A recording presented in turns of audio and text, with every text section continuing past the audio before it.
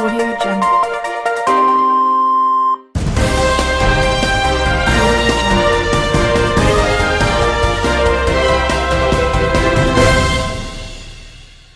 Të rinj shqiptar në Maqedoni dhe mëtej shohin emigrimin në vendet perëndimore si mundësi të vetme për të jetuar një jetë më të mirë, pavarësisht premtimeve të para 3 vjetëve gjatë fushatës zgjedhore të partive politike, të cilët pas zgjedhjeve morën pushtetin e emigrimit të rinjve nuk u ndal.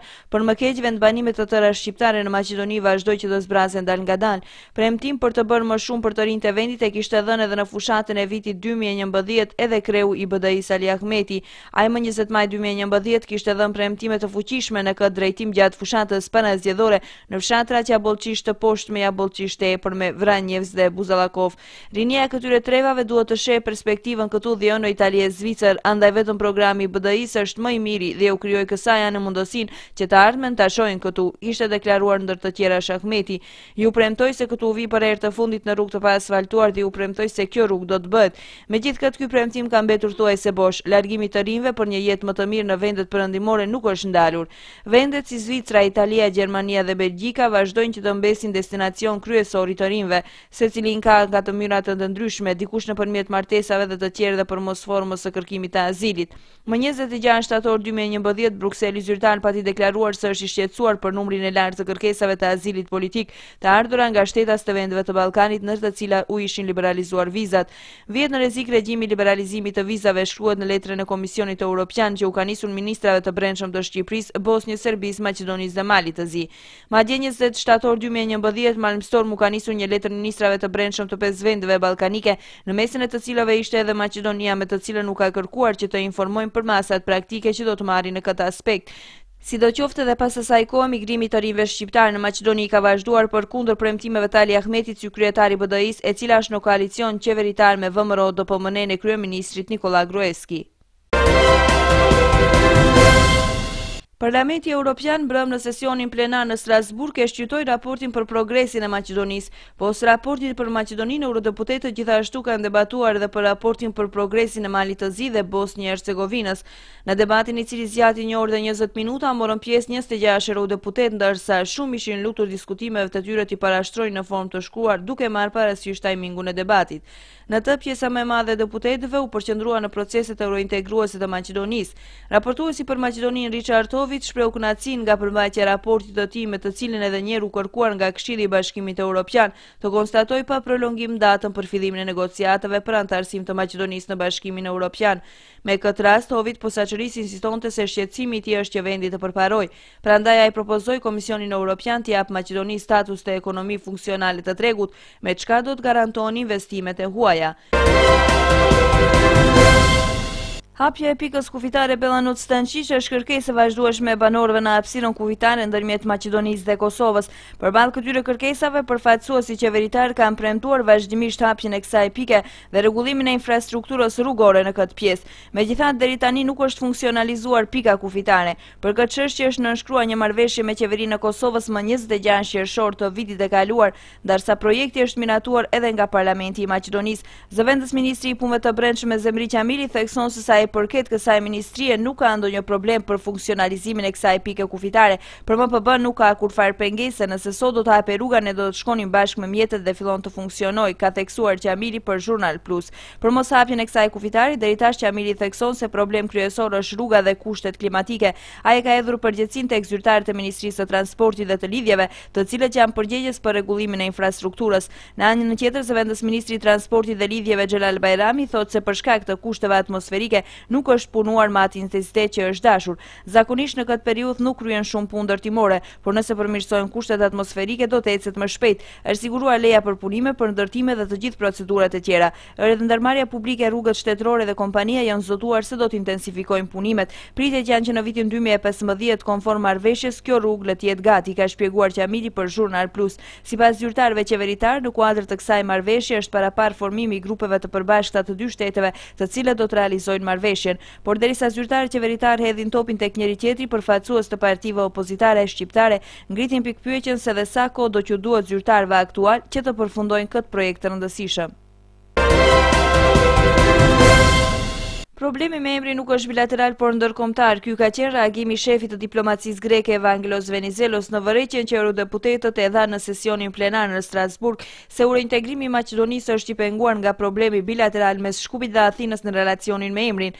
Dialogu, negociatat, shërbimet e ndërmjetësit nimit janë të bazuara mbi dy rezoluta të OKB-s, po edhe parimet fundamentale rreth kontributeve europiane, të drejtës europiane, të parimeve në respektimin e rezolutës së OKB-s, ka theksuar Venizelos. Sipas ministrit grek, kontesti i emrit madje nuk është ajo që frenon integrimin e Maqedonisë. Problemi është në realizimin e respektimit të kritereve të përgjithshme që duhet i respektojnë shtetet kandidate, dhe ajo që vlen për të gjithë këto shtete kandidate vlen edhe për ish Republikën Jugoslave të Maqedonisë. Po Venizelos, është edhe respektimi i së drejtës ndërkombëtare, stabiliteti rajonal, irredentizmi të cilën e tregon ose e fesh emrin e vet, si dhe raportet ndërfqinësore. Po Venizelos. Përfaqësuesit e Maqedonisë sot në mëngjes në hotelin Hilton në Washington do të marrin pjesë në mëngjesin tradicional të luqjes në SBA së bashku me presidentin Barack Obama dhe me mijëra pjesëmarrës nga mbar bota. Delegacioni i Maqedonisë ka pasur disa takime me kongresistë dhe senatorë dhe nga Partia Demokratike dhe nga Partia Republikane, ku i kemi transmetuar pozicionet e Maqedonisë dhe i kemi artikuluar argumentet e Maqedonisë për antarësim në NATO dhe Bashkimin Evropian. Mund të them se kemi pasur takime më të vërtetë të mira me kongresistët Jenny San, Robert Anderholt, Frank Wolf, Renald Tuldran, me ish-kongresistin Tony Hall, me senatorin Marco Rubio, deklaroi deputeti Vladimir Gjorqev. Deputeti Andrej Petrov nga LSDM-ja theksoi se takimet i kanë shfrytzuar së bashku që të demonstrojnë se kur bëhet fjalë për interes strategjik të vendit, mund të jenë bashkë edhe të synojnë drejt qëllimeve të përbashkëta. Kemi mundësi që të takohemi me mjaft njerëz me ndikim në politikën ndërkombëtare, në të cilët realisht paraqit gjendja në Republikën e Maqedonisë, siç është karakteri multietnik dhe multikulturor, i cili është identiteti i Republikës së Maqedonisë. Mesazhet janë që ne politikanët jemi më të kujdesshëm se çfarë mesazhesh dërgohen në opinion dhe se dallimet duhet i bashkojnë të rinjt, deklaroi Saliu. Koordinatorja e grupit të deputetëve të VMRO-DPN Silvana Boneva thotë se takimet në Kongres i shfrytëzojnë që të vitohet mbështetje për tejkalimin e pengesave greke për pranimin e Maqedonisë në NATO. Raportuesi për Maqedoninë nga Parlamenti Evropian Richard Howitt konsideron se Bashkimi Evropian duhet të shpërblejë Republikën Jugoslave të Maqedonisë me status të ekonomisë funksionale të tregut, nëse merren parasysh të natë që shteti ka liri të madhe ekonomike nga gjysma e shteteve të tanishme anëtare të Unionit. Howitt ka ftuar dhe Athinën, e cila udhëheq me Bashkimin Evropian që t'i thuhet ndal qorsokaku të krijuar, dhe ka apeluar të sjellë dinamik të re në përparimin e shtetit dhe qasjen në Union. Propozimi për ndarjen e statusit ekonomi funksionale e tregut do të bëjë shtetin të parë në rajon me atë status. Indeksi për liri ekonomike i publikuar në Wall Street Journal muajin e kaluar e vendos Maqedoninë para 13 shteteve që vetëm janë shtete anëtare. Ndarja e këtij statusi mund të ndihmojë të siguronë investime të huaja në shtet dhe paraqet mundësi që në kuadër të privilegjeve të Komisionit Evropian të bëhet hap konkret në interes të antarësimit të ardhshëm të shtetit në Bashkimin Evropian, ka theksuar Howitt. Ai ka konfirmuar se javën e ardhshme do të udhëtojë për në Shkup, ku do diskutojnë mbi epilogun nga votimi në Parlamentin Evropian. Kuvendi i Kosovës do debatoj sot një seancë plenare rreth gjendjes së krijuar në Universitetin e Prishtinës. Debati vjen pas kërkesës së grupit parlamentar të LDK-s. Ndërkaq lëvizja studentore Studim Kritik Veprim njofton se dhe sot do të protestohet përmes marsheve protestuese të organizuara nga student, por edhe mbështetës që vijnë nga shoqëria civile, të cilët shprehen kundër keqpërdorimeve në universitet. Kërkesa e studentëve është dorëheqja e rektorit Ibrahim Gashi, verifikimin e të gjithë titujve akademik për vitin 1999, si dhe përmirësimi infrastrukturës në qendrën e studentëve. Sekretari i përgjithshëm i Kombeve të Bashkuara Ban Ki-moon ka bërë thirrje të njëjtën palëve ndër luftuese në të gjithë botën që të pushojnë luftime gjatë Olimpiadës dimrore. Sot jam në Sochi për të qenë dëshmitar i Bashkimit të Kombeve në frymën e garës miqësore dhe vullnetit të mirë, ka thënë ai gjatë fjalimit para Komitetit Ndërkombëtar Olimpik. Po e përsëris thirrjen time për të gjithë palët në konflikt që të ulin armët gjatë lojrave, ka shtuar ai. Ban ka folur për konfliktet në Siri, Sudanin Jugor dhe Republikën Qendrore Afrikane. Gjatë fjalimit në sesionin e Komitetit Olimpik një ditë para hapjes zyrtare të lojrave, Ban ka ngritur edhe çështjen e të drejtave të njeriut dhe përpjekjeve për të luftuar diskriminimin racor dhe seksual.